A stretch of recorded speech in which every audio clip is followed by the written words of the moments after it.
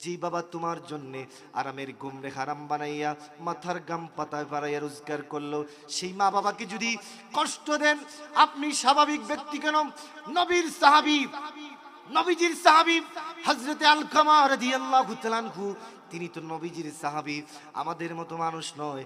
নবীজির সাহাবী, যাদের প্রতি আল্লাহ রাজি, আল্লাহ যাদের প্রতি রাজি, সেই নবীজির একজন সাহাবী হযরতে আলকামা রাদিয়াল্লাহু তাআলা আনহু মাকে কষ্ট দেওয়ার কারণে মৃত্যুর বিছানায় পড়ে যাওয়ার পরে আলকামার জবানে কালেমা আসে না। বলেন আল্লাহু আকবার। নবীজির সাহাবী, এটা কি কল্পনা করা যায়? হযরতে আলকামা রাদিয়াল্লাহু তাআলা আনহু মৃত্যুর বিছানায় পড়ে গেছেন, 3 দিন হয়ে গেছে, জবানে কালেমা আসে না। সাহাবী বাড়ি থেকে নবীজির কাছে খবর চলে গেল, হুজুর আপনার সাহাবী আলকামা মৃত্যুর বিছানায় পড়ে গেছেন, কিন্তু জবান থেকে কালেমা আসতেছে না, কারণ কি? নবীজি 2 জন সাহাবীকে পাঠালেন, একজন হলেন হযরত বেলাল এবং আরেকজন বলেন যাও তাড়াতাড়ি করে দেখো আলকামার কি হয়েছে, কেন কালেমা আসে না, নিশ্চয় কোনো কারণ আছে না নেই। এবার হযরতে বেলাল হাবশী আরেকজন সাহাবী আসলেন, এসেই তারাও বসলেন, কিন্তু দেখা যায় আলকামার জবানে কালেমা আসে না। নবীজির কাছে খবর চলে গেল, রাসূল করিম সাল্লাল্লাহু আলাইহি ওয়াসাল্লাম খবর পাওয়ার পরে নিজেই চলে আসলেন আলকামার বাড়িতে। আল্লাহু আকবার। আমার নবীজি আলকামার বাড়িতে আসলেন, আলকামার বাড়িতে এসে প্রিয় নবী আলকামার পাশে বসলেন, দেখলেন আলকামাকে বারবার কালেমার তালকিন দেওয়া হচ্ছে, কিন্তু আলকামার জবানে কালেমা আসে না। নবীজি বলছেন লাকিনু মাউতাকুম লা ইলাহা ইল্লাল্লাহ, মৃত ব্যক্তির পাশে বসে কালেমার তালকিন তোমরা দাও। নবীজি আসলেন, এসে দেখেন আলকামার জবানে কালেমা আসে না।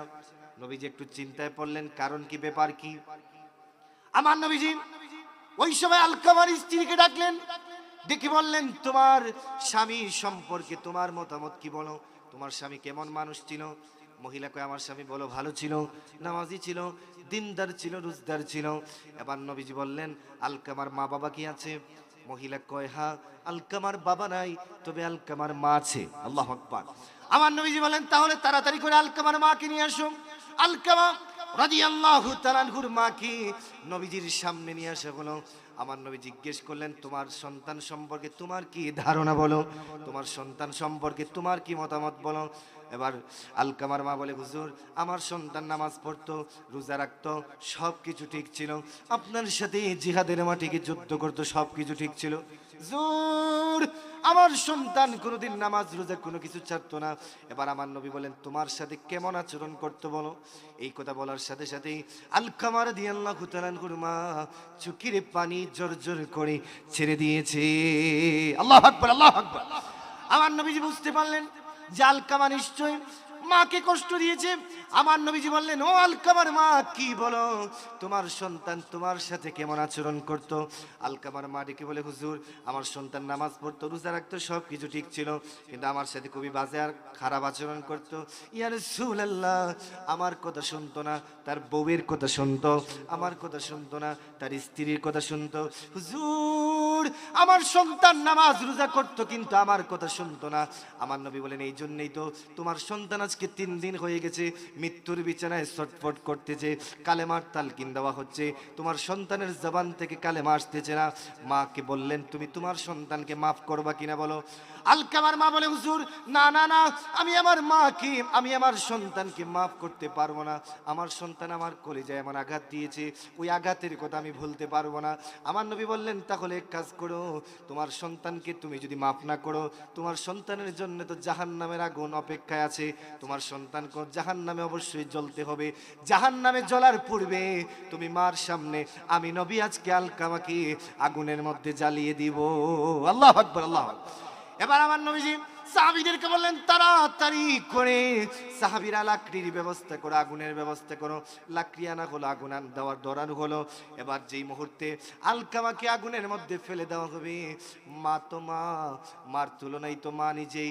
এবার নবীজির সামনে আলকামার মা তাকিয়ে দেখে নবীজি আগুন ধরিয়ে দিয়েছেন, কিছুক্ষণের ভিতরেই আলকামাকে আগুনের মধ্যে ফেলে দেওয়া হবে।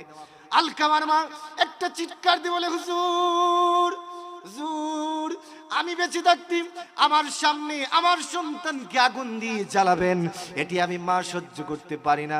আমি কেন, পৃথিবীর কোনো মানুষ এটা সহ্য করতে পারবে না, পৃথিবীর কোনো মা এটা সহ্য করতে পারবে না। হুজুর জান জান, আমি আমার সন্তানকে মাফ করে দিয়েছি। সুবহানাল্লাহ। হুজুর আমি আমার সন্তানকে মাফ করে দিয়েছি, এই কথা যেই মাত্র বলেছেন, এবার দেখা যায় আলকামা জুড়ে জুড়ে পড়া শুরু করেছে, লা ইলাহা ইল্লাল্লাহু মুহাম্মাদুর রাসূলুল্লাহ। বলেন সাল্লাল্লাহু। উপস্থিত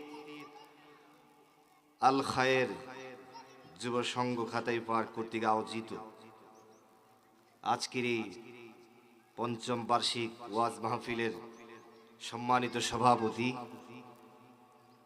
জনাব হাজী মোহাম্মদ জমির আলী সাহেব খাতাইর পার, হযরত মৌলানা কারি ইমরান আলী সাহেব ইমাম ও খতিব দক্ষিণ পাবই চৌমুহনী জামে মসজিদ, হযরত মৌলানা শেখ নোমান আহমদ আল কাদরি সাহেব প্রতিষ্ঠাতা বালিয়াটিলা হাজী আব্দুল বারী সুন্নিয়া দাখিল মাদ্রাসা, জনাব মোহাম্মদ আজাদ মিয়া সাহেব খাতাইর পার।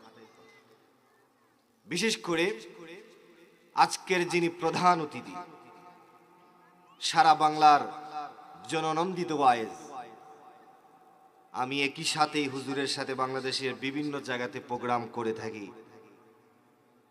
কিছুক্ষণ আগেও আমার সাথে কথা হয়েছে, তিনি রওনা হয়েছেন, যথাসময়ে চলে আসবেন।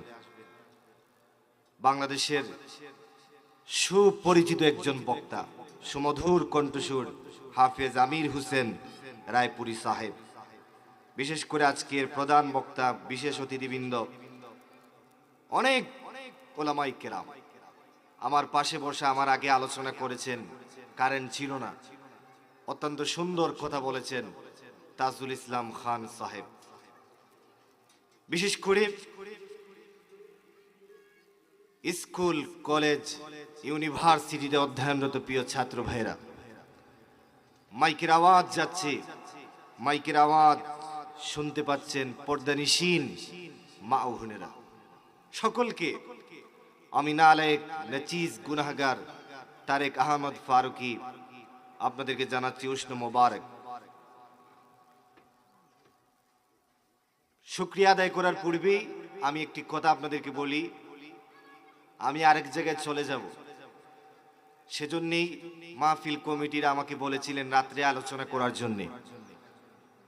আমার সময় না থাকার কারণে আমি এখন বসেছি কয়েকটি কথা কোরআন হাদিস থেকে কিছু কথা আপনাদের সামনে তুলে ধরব।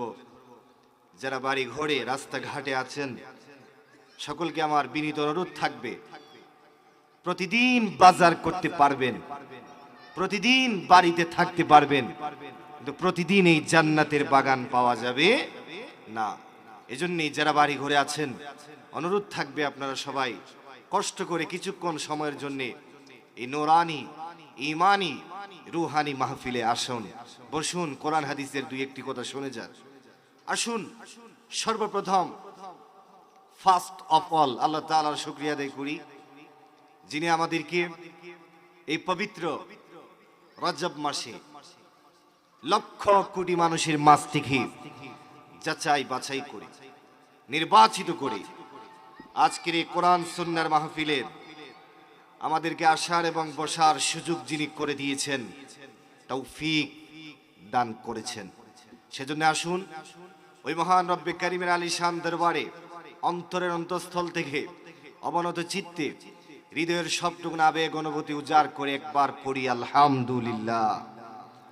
অসংখ্য গণিত দরুদুস সালাম প্রেরণ করি আল্লাহ তাআলার সৃষ্টির প্রধান আকর্ষণ, সকল নবী রাসূলগণের মাথার মুকুট, যিনি এসেছিলেন এমন একটি মুহূর্তে যখন অত্যাচারের ঘনঘটায় বিদগ্ধ মানবতা যখন বিষাক্ত হয়েছিল, অশান্তির দাবানল যখন দাউ দাউ করে চলে উঠেছিল, জালিমের জুলুম আর মাজলুমের আর্তনাদে যখন আসমান জমিন থর থর করে কেঁপে উঠেছিল, সবাই যখন বলা শুরু করেছিল রাত পোহাবার কত দেরি পাঞ্জিরি, যে সমাজে নারীদের ছিল না কোনো সম্ভ্রম অধিকার, দাস দাসীদের উপর চালানো হতো অকাট্য নির্যাতন, কন্যা শিশুদের দেওয়া হতো জীবন্ত কবর, সেই আইয়ামে জাহিলিয়াতের যুগে এই পৃথিবীতে শান্তির বাণী নিয়ে এসেছিলেন এমন একজন রাসূল, যিনি হলেন সৈয়দুল মুরসালিন, খাতামুন নবীন, আফতাবে নবুয়ত, শাহনশাহ রিসালাত, সরকার দুজাহা, সুলতানুল মদিনা, হুজুরে আকরাম, নূরে মুজাসসাম, নূরুন আলা নূর, যার জীবনী, যার আদর্শ গবেষণা করে পৃথিবীর সমস্ত সায়েন্টিস্ট, পৃথিবীর সমস্ত জলজিস্ট, পৃথিবীর সমস্ত ঐতিহাসিকগণ একথা বলতে বাধ্য হয়েছিল যে of all the religious personalities of the world, Prophet Muhammad sallallahu alaihi wasallam was the most successful. সবাই এই কথা বলতে বাধ্য হয়েছিল এই পৃথিবীতে একজন মহামানব, তিনি শান্তির বাণী মানুষের ঘরে ঘরে পৌঁছাই দিয়েছেন, তিনি হচ্ছেন আমাদের প্রিয় নবী। সকলে চিৎকার দিয়ে বলি মুহাম্মাদুর রাসূলুল্লাহ সাল্লাল্লাহু আলাইহি ওয়াসাল্লাম। সম্মানিত সুধী, আজকে হচ্ছে 31শে ডিসেম্বর। কত তারিখ? 31শে ডিসেম্বর 2025, 2025 সাল আজকে শেষ হবে, ঠিক কিনা? আজকে রাত্রে 12টা 1 মিনিট থেকে শুরু হবে 2026 সাল। এই যে আজকে রাত্রিকে কেন্দ্র করে বাংলাদেশে 31st নাইট আয়োজন করা হবে। নাউজুবিল্লাহ বলে নাম। বাংলাদেশে 90% মুসলমানের দেশে, যেই দেশের মাটিতে ঘুমিয়ে আছেন শাহজালাল আলী আমিনী, যেই দেশের মাটিতে ঘুমিয়ে আছেন শাহপরান, যেই দেশের মাটির নিচে ঘুমিয়ে আছেন শাহ মুস্তফা, যেই দেশের মাটির নিচে ঘুমিয়ে আছেন সৈয়দ নাসিরউদ্দিন সিবাহজালা, 360 আউলিয়া কেরামের দেশে 31st নাইট যারা আয়োজন করে, এটা কি কোনো মুসলমান মেনে নিতে পারে? না, কোনো মুসলমান মেনে নিতে পারে না। যদি নতুন বছর, হ্যাপি নিউ ইয়ার, নতুন বছর পালন করতেই হয়, সেটা আমরা কোরআন তেলাওয়াতের মাধ্যমে পালন করব, ঠিক কি না? নতুন বছর যদি পালন করতে হয় নামাজের মাধ্যমে পালন করব, নতুন বছর যদি পালন করতে হয় আমরা ইবাদতের মাধ্যমে পালন করব। কিন্তু অনইসলামিক কোন কার্যক্রমে মুসলমান কোন যুবক 31st নাইট পালন করতে পারে না। 31st নাইট এটা কারা আবিষ্কার করেছে জানেন? 31st নাইট এটা আবিষ্কার করেছে ইহুদিরা। নাউজুবিল্লাহ বলে। অথচ অবাক লাগে, মুসলিম যুবক, সে মুসলমান, তার বাবা মুসলমান, মুসলমানের গড়ে জন্ম হয়ে যারা 31st নাইট পালন করে, যারা পহেলা বৈশাখ পালন করে, স্পষ্ট মনে রাখবেন এরা কোনোদিনও প্রকৃত মুসলমান হতে পারে। আজকে যেখানে 31st নাইট পালন হবে, অপর দিকে আজকে বাংলাদেশের মৌলভীবাজার জেলার কুলাউড়া উপজেলার হাজীপুর ইউনিয়নের খাতাইরপাড় গ্রামের যুবকরা আজকে কোরআনের মাহফিল আয়োজন করেছে, রিসালাতের মাহফিল আয়োজন করেছে। আমি আজকে 31শে ডিসেম্বর 2025 ইংরেজি সালে আসরের নামাজের পরে মাগরিবের আগে প্রাণ ভরে খাতাইরপাড়ের যুবকদের জন্য আমি দোয়া করি, আল্লাহ যেন প্রত্যেক যুবকদেরকে ইমাম হাসান হুসাইনের মতো কবুল করে বলে আমিন। প্রিয় ভাইরা আমার, আলোচনার দিকে আমি যাচ্ছি। আমি কোরআন কারীম থেকে একটি আয়াতে কারিমা তেলাওয়াত করি, সময় খুবই কম, আমি এখান থেকে অনেক দূর যাব, এই জন্য সংক্ষেপে আমি কথাগুলি বলে দেই, সময় কম। প্রিয় ভাইরা আমার, আমাকে মাহফিল কমিটি থেকে একটা বিষয় দেওয়া হয়েছে, বিষয়টি হচ্ছে পিতামাতার খেদমত। আলহামদুলিল্লাহ বল, বিষয়টি বড় সেনসিটিভ, পিতামাতার খেদমত। বিষয়টি নিয়ে আমি এর পূর্বে বহু আলোচনা করেছি, ইউটিউবে বহু আলোচনা আছে মা বাবা সম্পর্কে। শুধুমাত্র আমরা জানি যে সন্তানের উপর মা বাবার অধিকার রয়েছে, কিন্তু এটা আমরা জানি না মা বাবার উপরও সন্তানের হক আছে না নেই? আছে। শুধুমাত্র মা বাবার সন্তানের উপর হক রয়েছে বিষয়টি এরকম নয়। আমরা তো ওয়াজ করি শুধু মা বাবার ওয়াজ, কিন্তু মা বাবার উপরেও সন্তানের হক আছে না নেই? আপনি যদি আপনার সন্তানের হক আদায় না করেন তাহলে সে তো কোনোদিন আপনাকে দেখতে পারবে না, আপনার ঠিকানা হবে বৃদ্ধাশ্রম, ঠিক কি না? আপনি তার হক আদায় করতে হবে, তার উপর আপনার অধিকার যেমন আছে আপনার উপর আপনার সন্তানের অধিকার আছে। কি অধিকার? বাইহাকি সহ বিভিন্ন হাদিসের গ্রন্থে রওয়ায়াতটি এসেছে, নবীজি সাল্লাল্লাহু আলাইহি ওয়াসাল্লাম বলছেন, মা বাবার উপর একজন সন্তানের প্রথম অধিকার হচ্ছে, সেটা কি? সন্তান জন্ম হওয়ার পরে তার ডান কানে আজান, বাম কানে কামত দিতে হবে। নবীজি বলছেন 2 নম্বরে, 1 নম্বরে হচ্ছে মা বাবার উপর সন্তানের হক। সন্তান ভূমিষ্ঠ হওয়ার পরে তার ডান কানে আজান দাও, বাম কানে কামত দাও। 2 নম্বরে নবীজি বলছেন দুনিয়াতে সে আসার পরে 7 দিনের মাথায় তার আকিকা আদায় করো। 3 নম্বরে নবীজি বলছেন তোমার সন্তান জন্ম হওয়ার পরে 7 দিনের মাথায় সুন্দর নাম রাখো, সুবহানাল্লাহ। তারপরে নবীজি বলছেন তোমার সন্তান দুনিয়া আসার পরে তাকে ইসলামের শিক্ষায় শিক্ষিত করো। হাদিসে এসেছে, বিভিন্ন হাদিসের গ্রন্থে এসেছে, আপনার সন্তানের বয়স যখন হবে 7 বছর, নবীজি বলছেন তাকে নামাজের আদেশ করো। যদি 7 বছর বয়সে তোমার সন্তান নামাজ না পড়ে 10 বছর বয়স যদি হয়ে যায়, নামাজের জন্য প্রয়োজন হলে বেতরাঘাত করো। আল্লাহু আকবার বল। আজকে দেখা যায় বাংলাদেশে প্রায় মা বাবার সন্তানের হক আদায় করে না। এজন্যই তো ওই সন্তান মা বাবাকে দেখতে পারে না। শুধু সন্তানের হক আপনি আদায় করলেন না, সন্তান আপনার হক কেমনে আদায় করবে? আপনাকেও আদায় করতে হবে, তাহলে তারাও আপনার হক আদায় করবে। বিবাহের আমার মা বাবা বড় সেনসিটিভ জায়গা। এরা যদি খুশি হয়ে যায়, খুশি হয় একজন, তিনি কে? আর মা বাবা যদি বেজার থাকে, মসজিদ, মাদ্রাসা, ওয়াজ, মাহফিল, জিকির, ফিকির সবকিছু ব্যথা, কোনো কাজে আসবে? এজন্যই তো আল্লাহ তাআলা কুরআনুল কারীমে মা বাবার খেদমতের কথা জায়গায় জায়গায় তুলে ধরেছেন। আল্লাহ বলছেন ওয়াবুদুল্লাহ ওয়ালা তুশরিকু বিহি শাইআ ওয়া বিল ওয়ালিদাইনি ইহসানা। আল্লাহ বলে বান্দা আমার ইবাদত করবে। আমরা এক ইবাদত করবে একজনের, তিনি কে? আল্লাহ ছাড়া কারো ইবাদত করা যাবে না। আর এই পৃথিবীতে আল্লাহ আমাকে, আপনাকে, সবাইকে পাঠিয়েছেন তার ইবাদতের জন্য। আল্লাহ বলেন আমার ইবাদত করবে, আমার সাথে কাউকে শরীক করতে পারবে? শিরিক করা যাবে? কারণ শিরিক এমন একটি গুনাহ।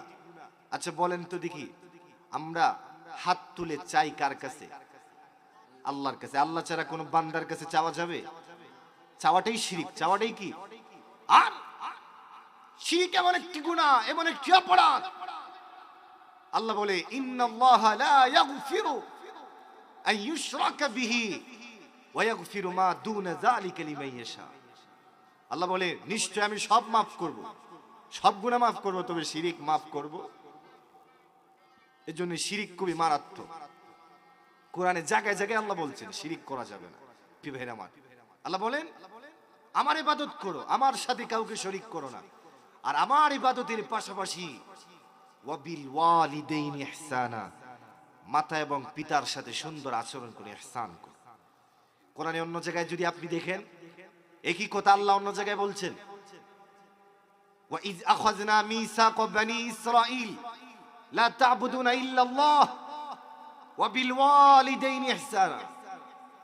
আল্লাহ বলছেন হে রাসূল স্মরণ করুন, এটা শুধু আমি বনি ইসরাইলদেরকে বলি নাই, সবাইকে বলেছি তোমরা আমার ইবাদত করো, আমি ছাড়া কারো ইবাদত করা যাবে না, এবং আমার ইবাদতের পাশাপাশি তোমরা মা এবং বাবার সাথে ইহসান করো।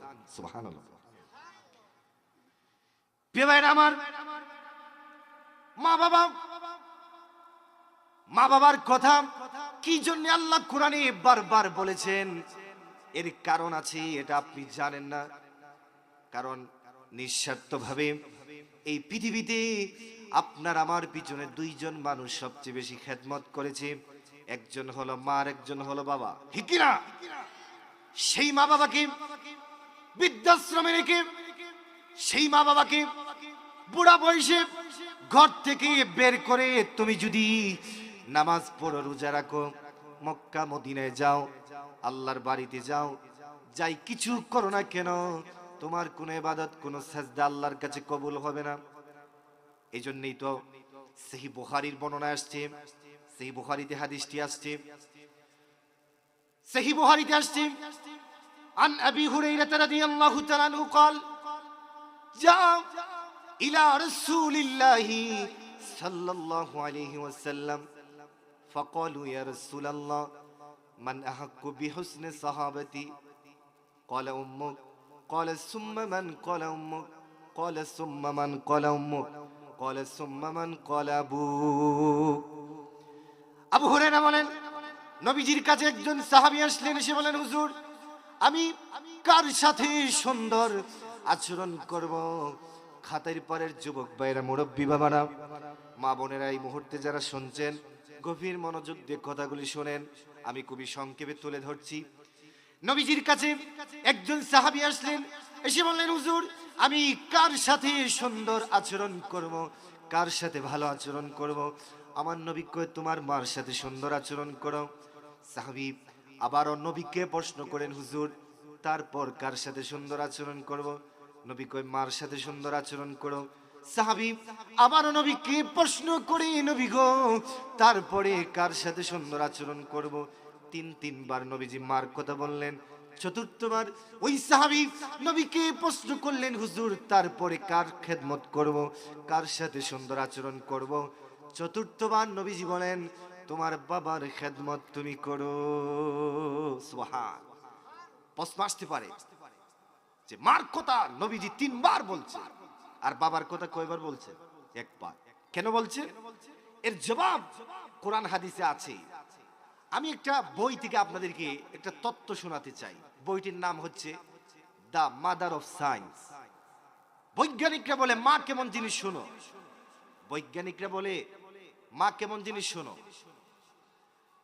বৈজ্ঞানিকরা বলে একজন মা যখন গর্ভবতী হয় তখন আমরা মাইক্রোস্কোপ লাগিয়ে দেখি ওই মায়ের পেটে খালি জায়গা থাকে মাত্র 10 ইঞ্চি।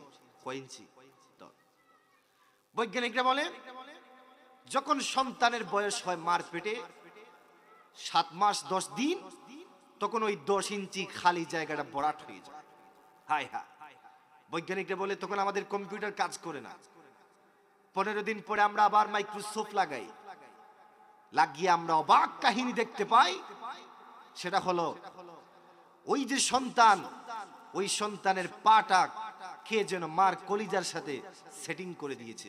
আপনারা বলেন সেটিং করেছেন একজন, তিনি কে? আল্লাহ সেটিং করে দিয়েছে। বৈজ্ঞানিকরা আমরা অবাক হয়ে যাই। যখন সন্তান নড়াচড়া করতে পারে না তখন মার কলিজার মধ্যে আঘাত করে, আঘাত খাওয়ার পরে মার কলিজায় কিঞ্চি উপরে উঠে যায়। এইভাবে আরো 15 দিন পরে সন্তান মার কলিজায় লাথি মারে, মার কলিজা উপরে উঠে যায়।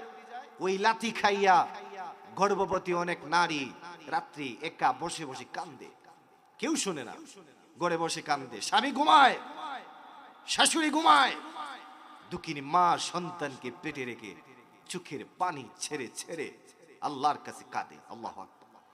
বৈজ্ঞানিকরা বলতেছে শোনো, শুধু বিষয়টি এরকম নয়। তোমরা কি মনে করেছো মাকে কত কষ্ট দিয়েছো? নবীজি কেন মার কথা বারবার বলছেন? এটা বৈজ্ঞানিকদের ভাষায় বলতেছি। বৈজ্ঞানিকরা বলে শোনো, মা কেমন সন্তানের জন্য কত কিছু করে।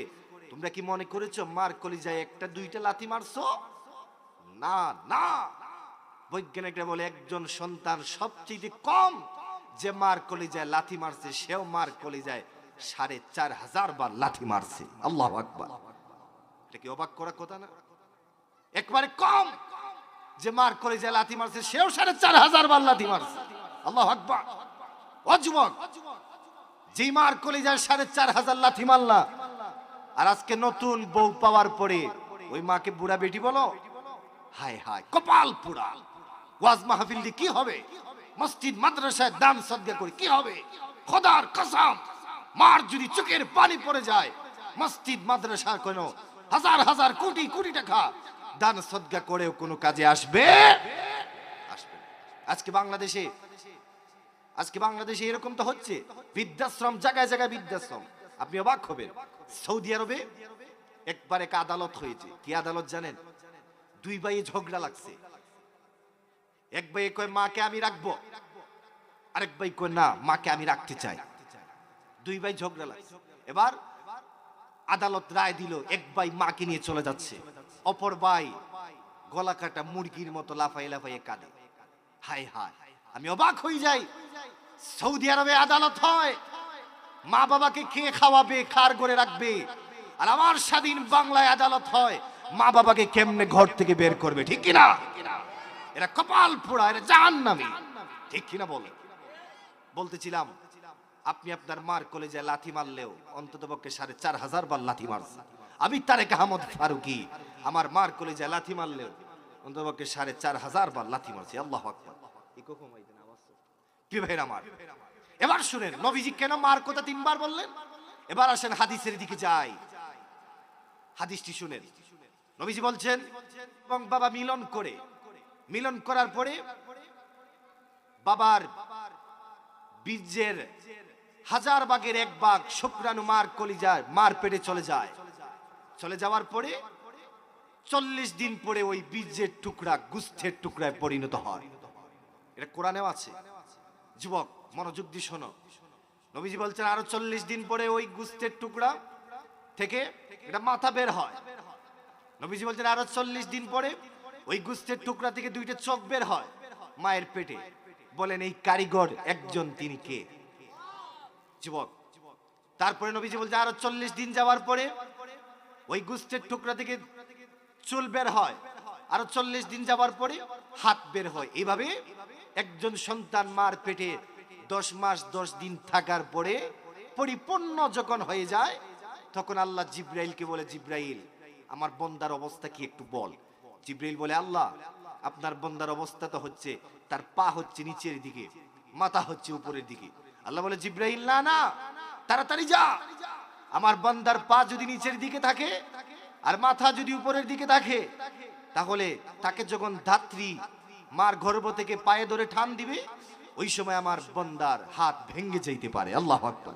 জিব্রাইল রে, আমি আমার বন্দার বড় মায়া করে বানাইছি। জিব্রাইল যা যা, তোর নরম হাত লাগাইয়া আমার বন্দার পা উপরের দিকে তুল আর মাথা নিচের দিকে খর, যেন আমার বন্দার কোনো ক্ষতি না হয়। আল্লাহু আকবার। এবার জিব্রাইল আসে মায়ের পেটে। হায় হায় হায় হায়।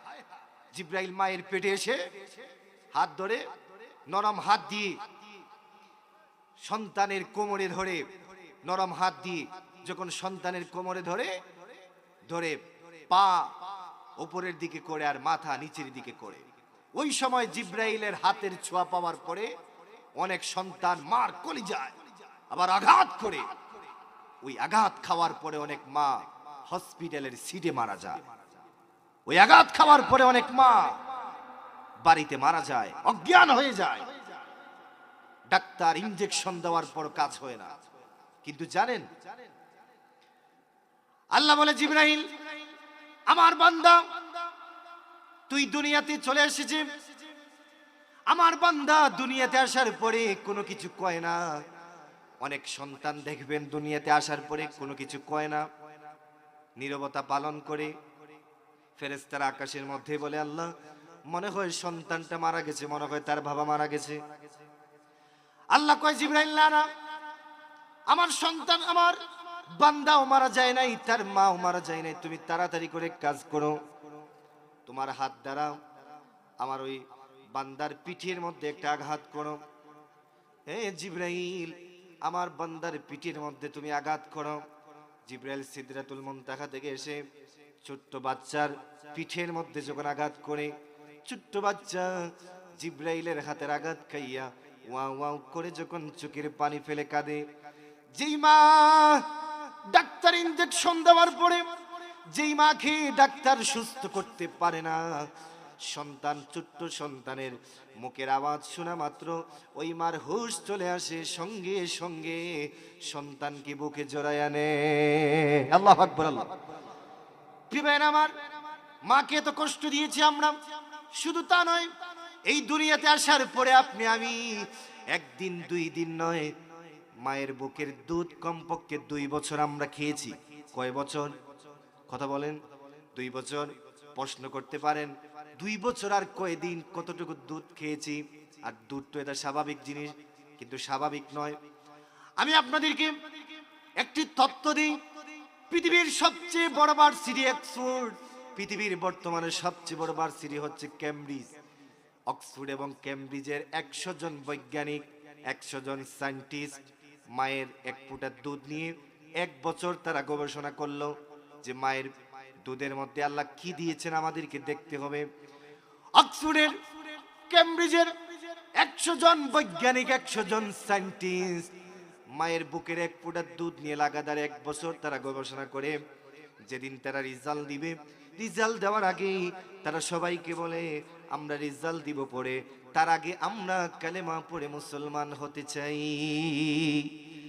সবাই অবাক হয়ে গেল, বলল কেন তোমরা মুসলমান হবে? ওই 100 জন সায়েন্টিস্টরা বলে আমরা অবাক হয়ে গেছি, আমরা আশ্চর্য হয়ে গেছি। মায়ের বুকের এক টুকরা দুধ নিয়ে, 1 ফোঁটা দুধ নিয়ে আমরা গবেষণা করে আল্লাহর যে কুদরত আমরা দেখতে পেয়েছি, এই কুদরত দেখে আমরা আর থাকতে পারবো না, আমরা কালেমা পড়ে মুসলমান হয়ে যাব। সবাই জিজ্ঞেস করে কি পেয়েছো?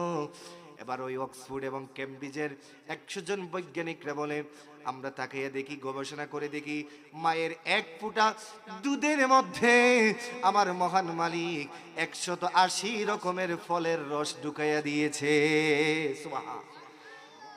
শুধু তা নয়, আপনারা প্রশ্ন করতে পারেন যে মার দুধ খেয়েছি আর কতটুকু খেয়েছি, কতটুকু খেয়েছেন?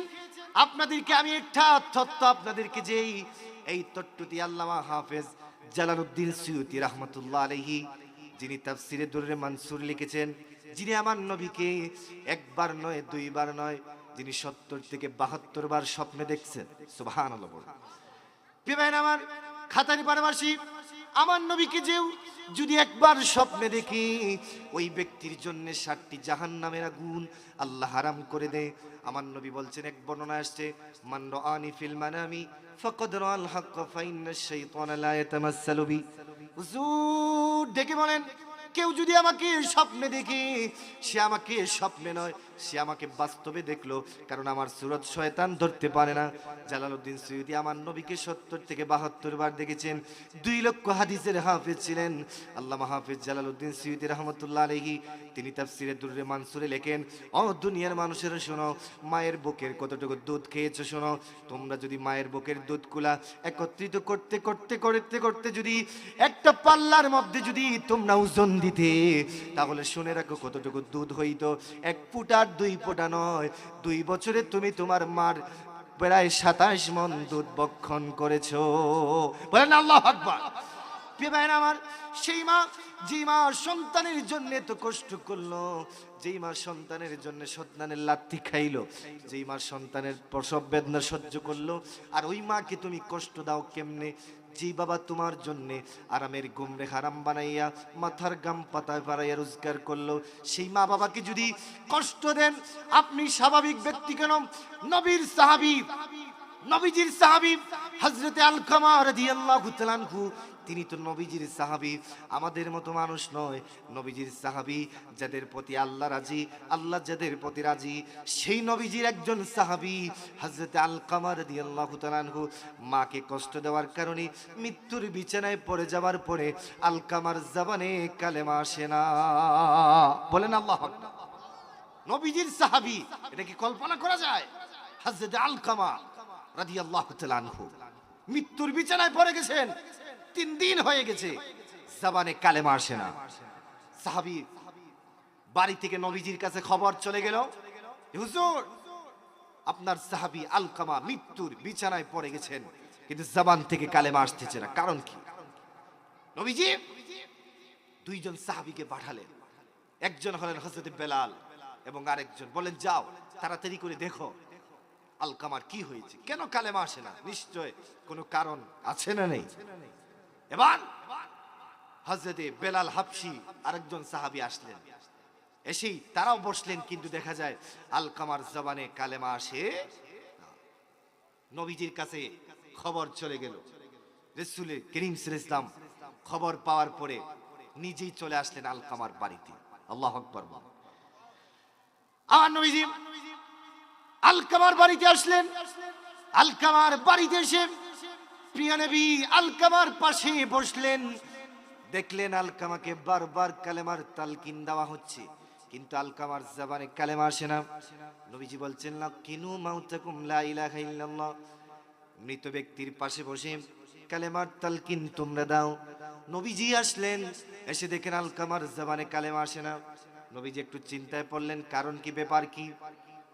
আমার নবীজি ওই সময় আলকামার স্ত্রীকে ডাকলেন, ডেকে বললেন, তোমার স্বামী সম্পর্কে তোমার মতামত কি বলো?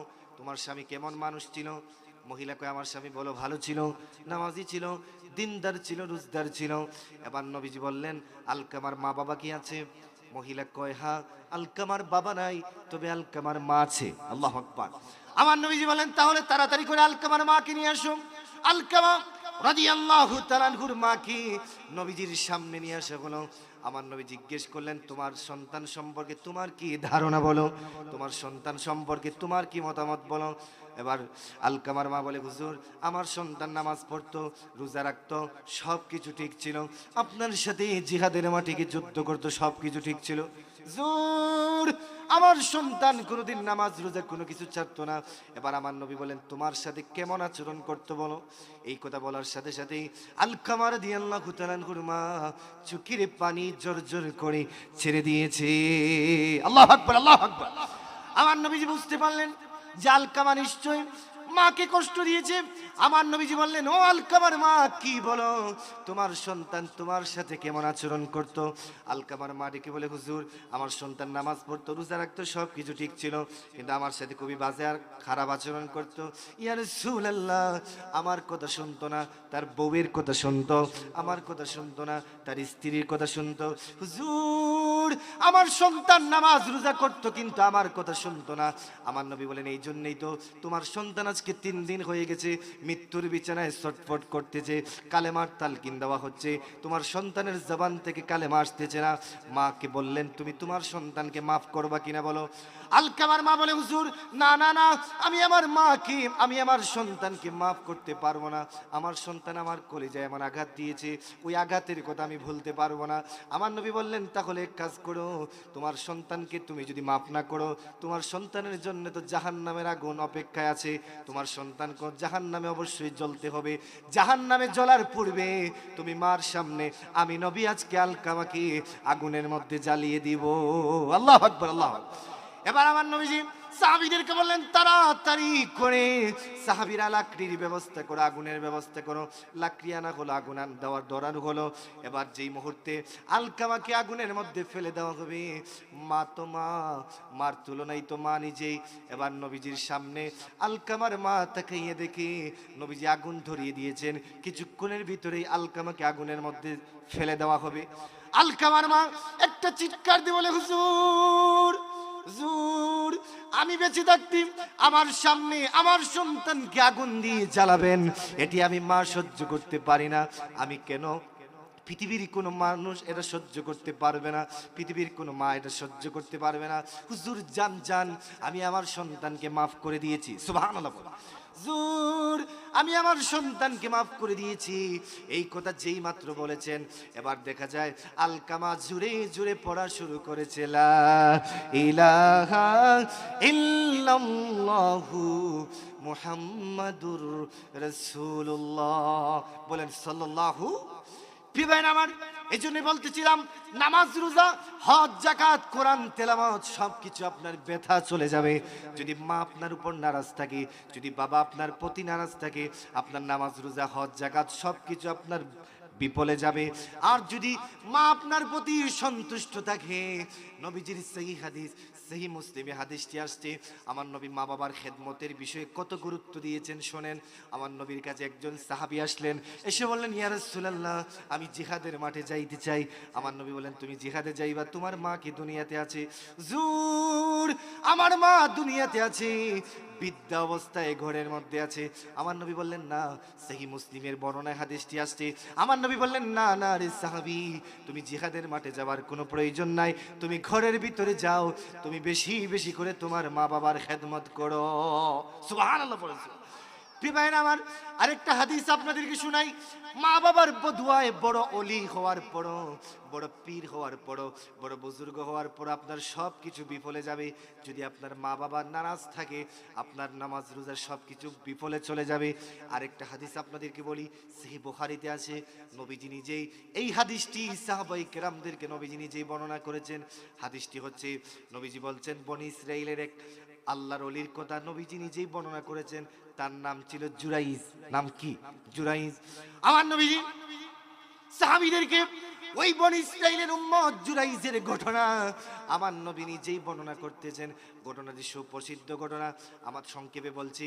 আমার নবী বলছেন, সাহাবীরা তোমরা কি জানো বনি ইসরাইলের আল্লাহর এক আবেদ ব্যক্তি ছিল, নাম ছিল জুরাইজ। সারাদিন রোজা রাখতো, সারা রাত্রে সেজদায় পড়ে পড়ে আল্লাহর কুদরতি কদমে কাটিয়ে দিত। সুবহান। আমার নবীজি বলেন, ওই জুরাইজ তার খানকায় বসে বসে ইবাদত করতেছে। একদিন তার মা খানকার সামনে এসে বলে, জুরাইজ তুমি একটু দরজা খোলো, আমি তোমার সাথে একটু কথা বলে চলে যাব। জুরাইজ চিন্তা করে, আমি তো নামাজ পড়তেছি, নামাজ পড়া তো আল্লাহর হুকুম, আর আমার মা ডাকতেছে, আমি কেমনে মার ডাকে সাড়া দিব, আমি তো নামাজ পড়তেছি। এই চিন্তা করে জুরাইজ মার ডাকে সাড়া না দিয়ে নামাজ পড়তেছে। মা রাগ করে চলে গেছে। দ্বিতীয় দিন জুরাইজের মা আবার চলে আসছে, এসে বলে, জুরাইজ দরজার মধ্যে নক দিয়ে বলে, জুরাইজ দরজা খুল, আমি তোর মা এসেছি, তোর সাথে একটা কথা বলে আমি চলে যাব। জুরাইজ আবারও নামাজে। জুরাইজ চিন্তা করে, আমি নামাজ পড়তেছি, আমি তো নামাজ পড়তেছি আল্লাহর জন্য, মা ডাকতেছে, ডাকুক, আমি সাড়া দিব না। দ্বিতীয় দিনের মতো মা চলে গেল। তৃতীয় দিন মা আবার আসলো, এসে একই টাইমে দরজার মধ্যে নক দিল। জুরাইজ নামাজে, মার ডাকে সাড়া না দিয়ে নামাজ পড়তেছে। বলেন আল্লাহু আকবার। মা তিন দিনের কষ্ট সহ্য করতে না পেরে মা দুই হাত তুলে জুরাইজের বিরুদ্ধে, আল্লাহর ওলি জুরাইজের বিরুদ্ধে আল্লাহর আদালতে মামলা দায়ের করল। আর বলল, মালিক আমি তো মা এই জুরাইজকে 10 মাস 10 দিন আমি পেটের মধ্যে রেখেছি। আজকে আমার সন্তান 3 দিন আমি ডাকলাম, আমার সন্তান আমার ডাকে জবাব দিল না। আল্লাহ আমি মা হইয়া আমার সন্তানের বিরুদ্ধে তোমার কাছে নালিশ দিচ্ছি, অভিযোগ দিচ্ছি। সেটা হলো, যতদিন পর্যন্ত আমার সন্তানের উপর কোনো জেনাকারী নারীর অপবাদ না হবে, জেনার অপবাদ না হবে, ততদিন পর্যন্ত যেন আমার সন্তানের সামনে আজরাইল না আসে। বলেন, মার দোয়া কবুল করে একজন, তিনি কে? আর জুড়ে তিনি কে? আল্লাহ কবুল করে ফেলেছেন, কিন্তু জুরাইজ তো জানে না, ঘটনা তো হয়ে গেছে। এবার অনেক লম্বা কথা। জুরাইজ নামাজ পড়ে খানকায় বসে বসে, ওই এলাকার এক রাখাল, সে সারাদিন উট রাখে, সন্ধ্যাবেলায় সে জুরাইজের খানকার পাশে বসে থাকে। ওই রাখালের সাথে ওই এলাকার এক নারীর অবৈধ সম্পর্ক ছিল, রিলেশন ছিল, নাউজুবিল্লাহ বলেন, প্রেম ছিল। প্রেম করে, রিলেশন করে ওই নারী ওই মেয়ের সাথে ওই রাখালটা খারাপ কাজ করেছে, জেনা করেছে। ওই মেয়ের পেটে তার বাচ্চা চলে গিয়েছে। এবার মেয়েটিকে বলে, রাখাল আমার পেটে যে তোমার বাচ্চা, সবাই যখন আমাকে জিজ্ঞেস করবে আমার ছেলের বাবাকে, আমি কি বলবো? আর যদি না বলতে পারি তাহলে তো আমাকে মেরে ফেলবে। রাখাল কয়, তুমি যদি আমার কথাও বলো আমাকেও তো লোকেরা মেরে ফেলবে। তাহলে মহিলা কয়, আমি কি করব? কোনো বুদ্ধি থাকলে শিখিয়ে দাও। ওই রাখাল কয়, একটা বুদ্ধি আছে। আমাদের এলাকায় একজন দরবেশ আছে, যার বাসার প্রতিদিন আমি থাকি, যার খানকার পাশে থাকি, ওনার নাম হচ্ছে জুরাইজ। অনেক ভালো মানুষ, ইবাদত বন্দেগী করে। তোমাকে যখন সবাই জিজ্ঞেস করবে তোমার পেটের বাচ্চার বাবাকে, তুমি বলবা ওই আল্লাহর ওলি জুরাইজ। নাউজুবিল্লাহ বলেন। সবাই যখন তোমাকে জিজ্ঞেস করবে তোমার পেটের বাচ্চা কি, তখন তুমি বলবা জুরাইজ আমার সাথে জেনা করেছে আর তার বাচ্চা আমার পেটে। আচ্ছা বলেন, কথাটা সত্য না মিথ্যা? আরো জুড়ে, কত পার্সেন্ট মিথ্যা? 100% মিথ্যা। জুরাইজ তো কাজ করে নাই, কিন্তু মার বদুয়া থাকার কারণে জুরাইজের বিরুদ্ধে বদুয়া তো কবুল হয়ে গেছে। এবার জুরাইজ ওই মেয়েকে সবাই জিজ্ঞেস করে, তোমার পেটে কিভাবে বাচ্চা আসলো?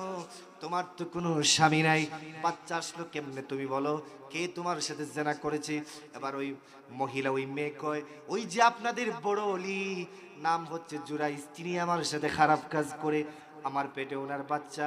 এবার সবাই কয়, এত বড় আল্লাহর ওলি জুরাইজ তোমার সাথে খারাপ কাজ করছে, বাহিরে ফিটফাট, ভিতরে সদরঘাট, তার ভণ্ডামি আমরা ছুটিয়ে ফেলবো।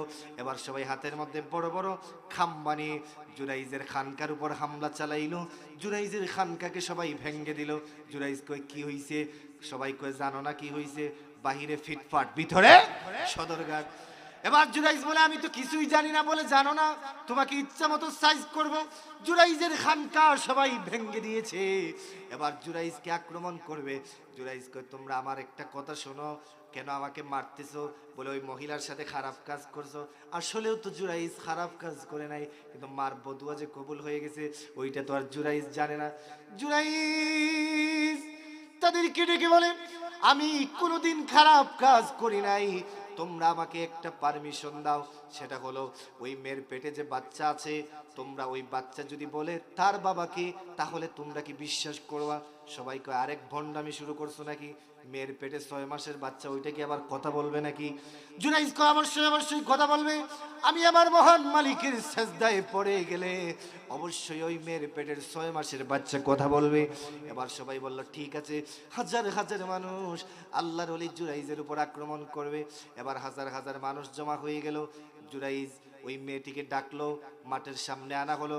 জুরাইজ দাঁড়ালো। এবার জুরাইজ হাত ধরে ওই মেয়েটির পেটের মধ্যে বাচ্চার দিকে আঘাত করার পূর্বে আল্লাহকে বলে মালিক, আমি জুরাইজ সারা রাত তোমার ইবাদত করতাম, সারা দিন রোজা রাখতাম, রোজা রাখতে রাখতে আমার শরীর কঙ্কাল করে ফেলেছি, তোমার ইবাদত করতে করতে আমার জীবন শেষ করেছি।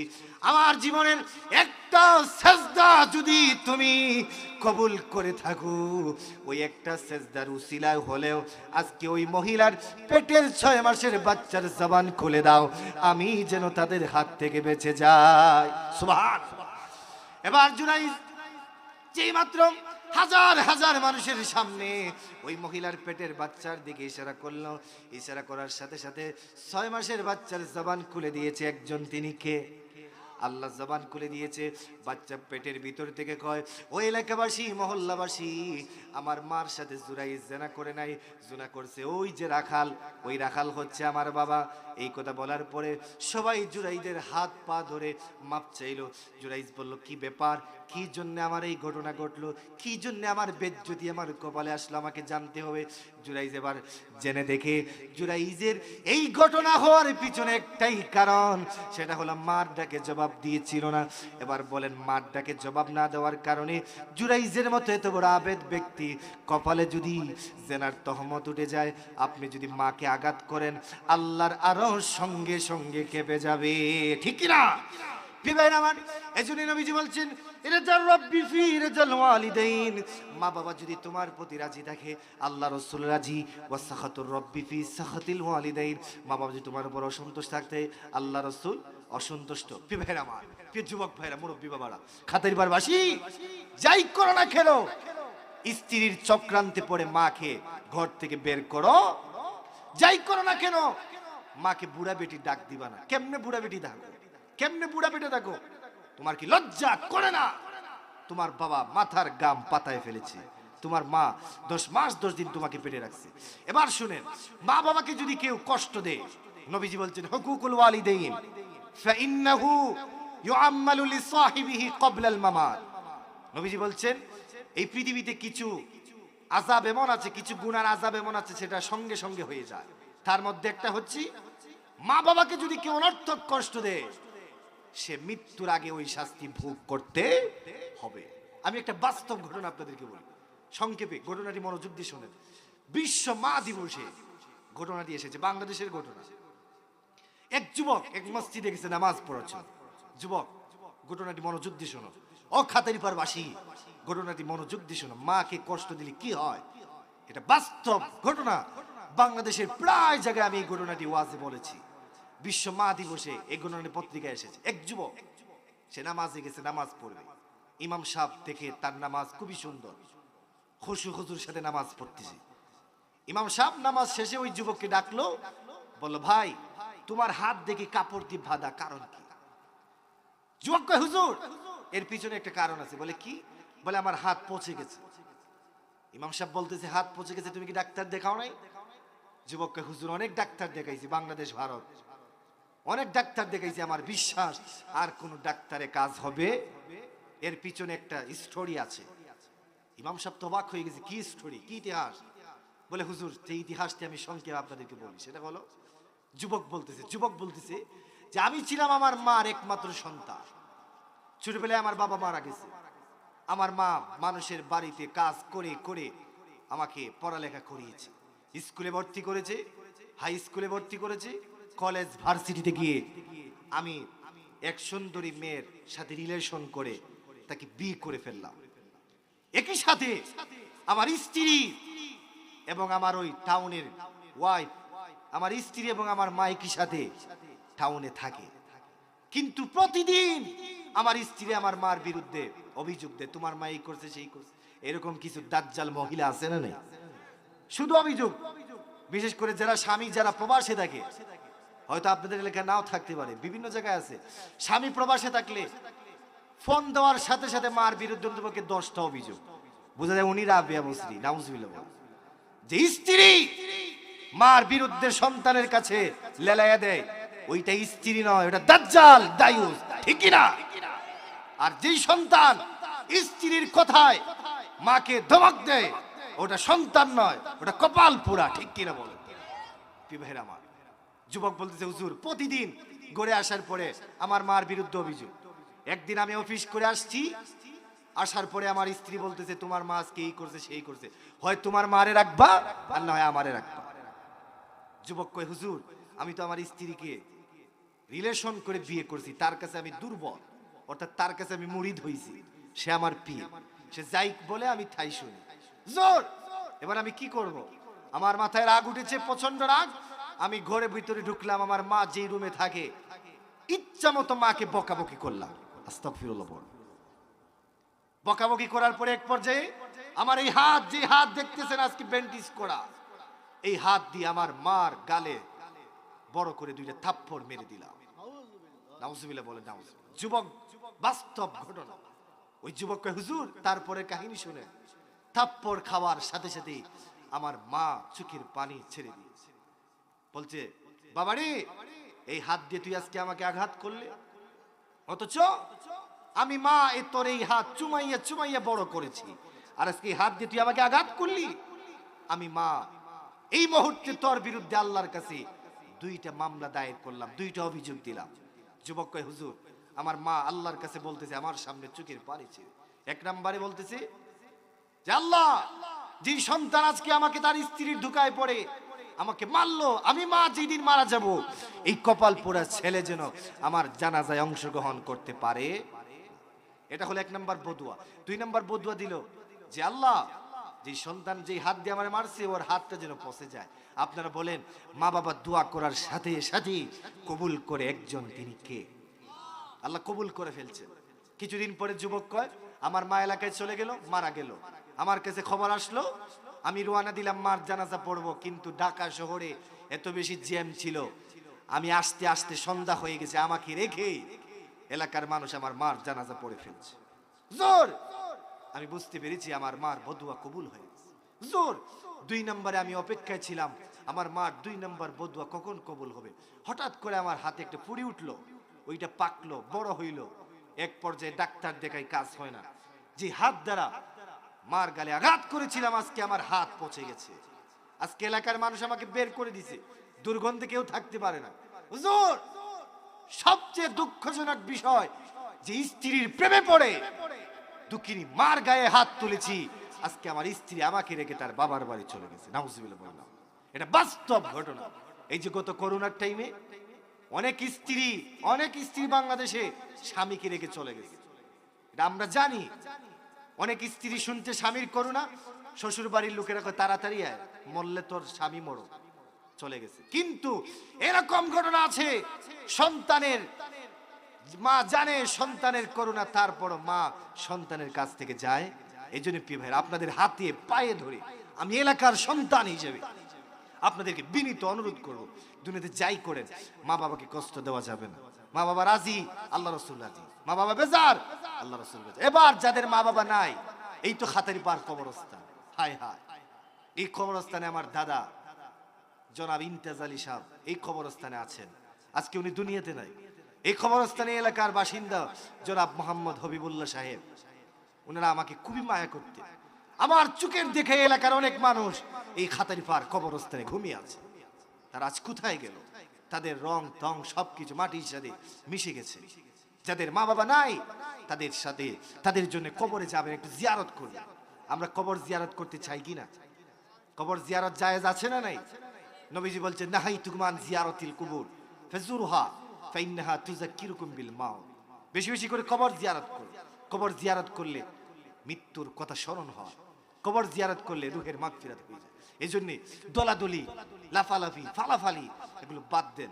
বাদ দিয়ে আমরা এক আল্লাহর বান্দা, এক নবীর উম্মত, আমাদের কোরআন এক, হাদিস এক। আমাদের সবচেয়ে বড় পরিচয় আমরা কি? মুসলমান। বলেন আমাদের সবচেয়ে বড় পরিচয় কি? আমরা যদি এক হতে পারি, দলাদলি, সামান্য ছোটখাটো যে বিষয়গুলা ফরজ না ওয়াজিব না, যেগুলো আকীদার কোনো বিষয় নয়, কে লম্বা টুপি পরলো আর কে গুল টুপি পরলো, হ্যাঁ, কে লম্বা জুব্বা পরলো আর কে বাট্টি জুব্বা পরলো, ওইগুলা দেখার এখন কি আর কোনো টাইম আছে? ওইগুলা বাদ দেন, আল্লাহর ওয়াস্তে বাদ দেন। আমরা সবাই আলেম উলামারা হাতে হাত মিলিয়ে আমরা যদি এক হতে